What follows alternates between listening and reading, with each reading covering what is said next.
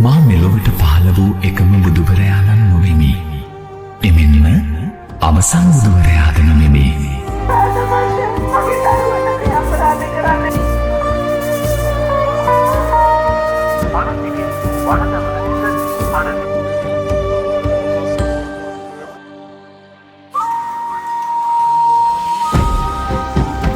මේ මහා බද්ද කල්පය තුළම තවත් එක් බුදුවරයෙකු පහළ වන්නේය.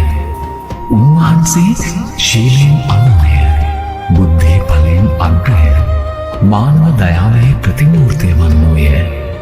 අත්‍යන්ත සත්‍ය පහදා දෙසා වදාරනු ඇත. නැවත බුදුසසුනක් අරඹනු ඇත. එහි ආරම්භයේද අවසානයේද එකසේ දීප්තිමත්ය.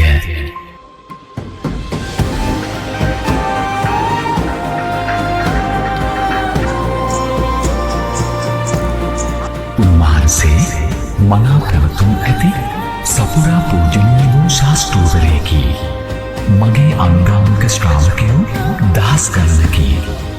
ඒත් මේ බද්ද කල්පයෙහි අවසන් බුදුවරයාගේ අංගාමික ප්‍රජාව අසීමිතයි, අනන්තයි, අසංඛ්‍යයි.